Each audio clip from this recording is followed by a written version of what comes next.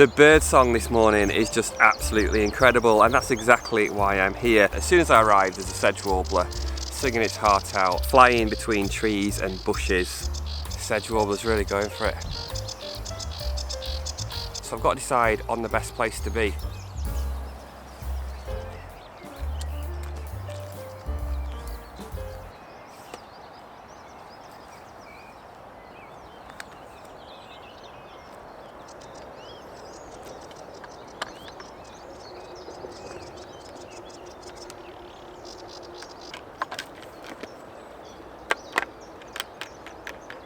I forgot to put the extender on.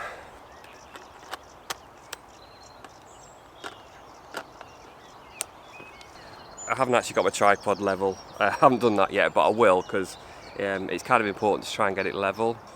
It's just great to be out. It's a stunning morning, it really is. So with these kind of birds, one of the difficulties is they can move around quite a lot. While they're singing, they can kind of go from tree to tree.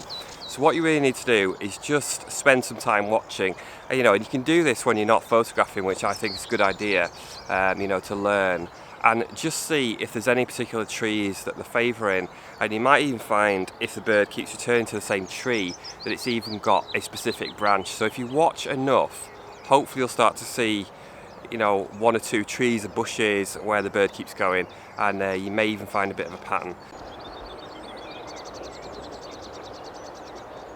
This sedge warbler keeps going to this one hawthorn, and it keeps going back to there. It's going to other places, but that is the main place it keeps going back to. But that is like a little bit far away.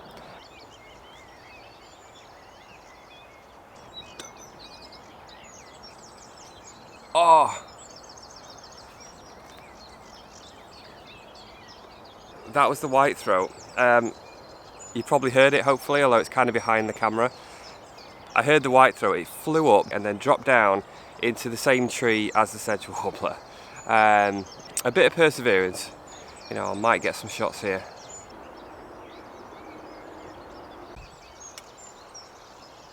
He just did a display flight. The sedge warblers do an amazing display flight. They kind of go up and they almost like parachute down singing. And he just did this and came down kind of into this little bush. But I'm not getting a clear view yet. So there's kind of different strategies that you can take with this. You can take the approach I'm doing at the moment. It's just to kind of just put yourself in the right area as he flies over again. Interesting, it's gone across the other side. Yeah, as I am doing here, there's various trees and bushes. There's a lot of bramble and sort of like plants down here that it could possibly go on. Or you can kind of try to identify the most photogenic spots. So here there's a couple of bushes which are just absolutely perfect, in all honesty. They'd be absolutely fantastic. It's behind me. And yeah, you could just basically think just purely photography, get yourself set up on those trees, on what looks like the most photogenic perches, and then just wait by there. Both those approaches can work. I'm getting no clear views. No clear views of this sedge warbler at all yet, but it doesn't mean we won't get it.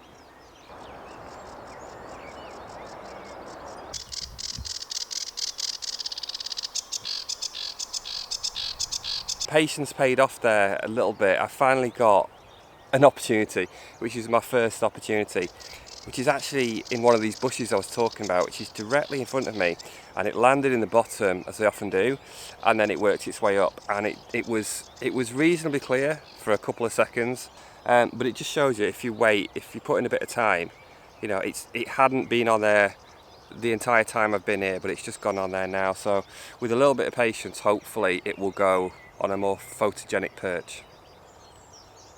One of the great things about this location is the background. So where I'm shooting here, it's like I've just got woodland in the background almost in every direction. So if I didn't have that, if I was kind of shooting against the sky, then I'd need blue sky and sun really. But because I've got this background to work against, it doesn't matter if it clouds over as it has done. It's okay, because my background is still going to look, nice and colourful. So that's a real bonus.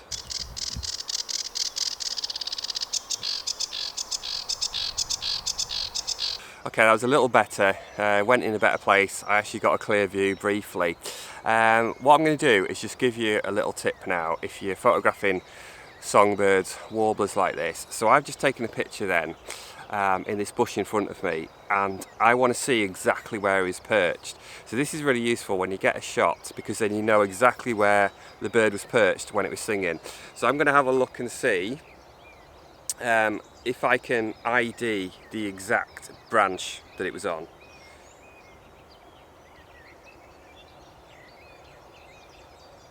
And it's been on 2. Okay, so there's 2, but they are actually very, very close to each other. So what I can do then is, if I decide to just set up towards this bush and wait for it to come in there, then I'll try and focus on this one particular branch, try and make sure the background's as good as it can be and everything, and hopefully it'll come back to the same place. But yeah, a lot of it is just about learning, which is what a lot of this is today, because this is the first time I've ever tried to photograph anything in this location, actually, this exact spot. It's clouded over a bit, which is really frustrating, but it's not the end of the world. The light early on was just absolutely perfect. It was bright but soft first thing, and I was about 1/800th ISO 800, f5.6, which is really nice settings to have. And then now it's clouded over, I think I'm on about 1/400th, roughly about that.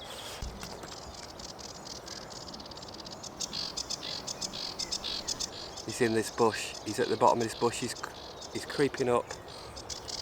Go. Got him. He's hidden by a branch. I don't know whether to come to the side, because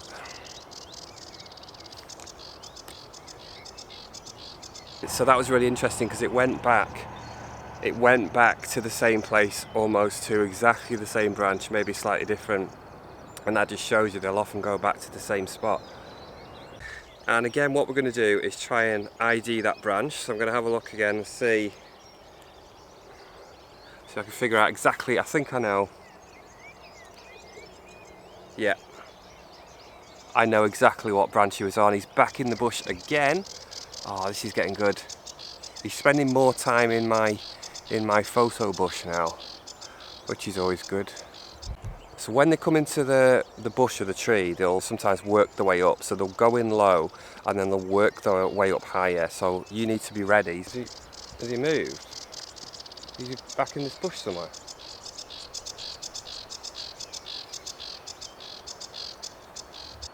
I can't figure out where he is.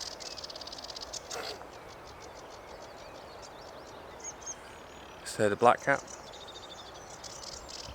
He's in here. He's in this bush again. So he's somewhere near the bottom, so we just need to wait. He's up. Best position so far. Oh, get in. Yes.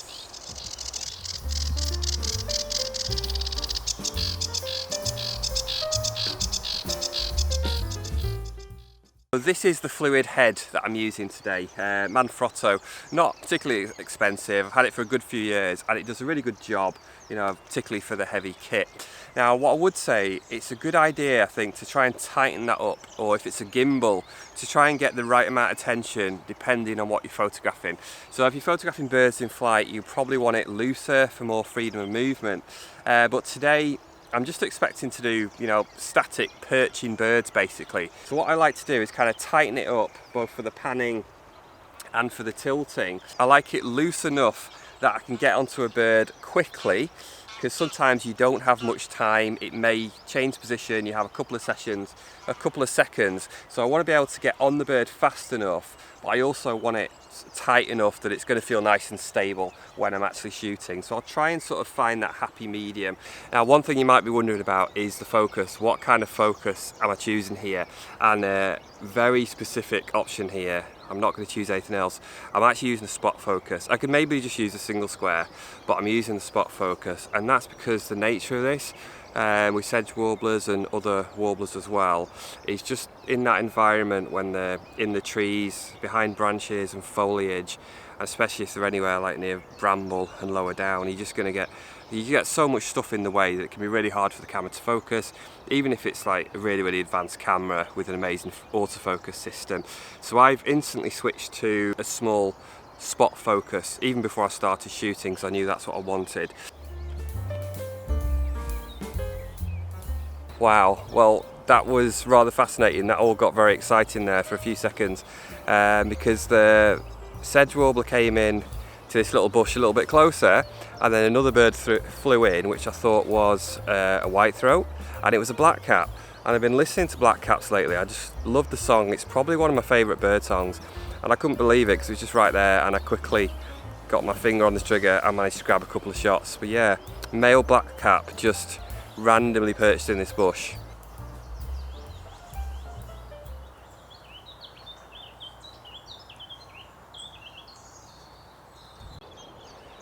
In fact, that blackcap's still here because I can hear it singing. It's still close by. This type of photography is always going to be difficult, there's just no way around it. But I have learned a lot today, so if I come back maybe to do this again, I'll come back armed with some knowledge, and I know more the trees and even to some extent some of the specific branches that Sedge Warbler is likely to go on, so hopefully I can put myself in a better position. Now if you like this type of video, I'll put a link up on the screen to another Sedge Warbler video, and I got some really nice pictures in that, which was again May time, I think a couple of years ago. Thanks for watching, and I'll see you in the next adventure sometime soon. I can't figure out where he is.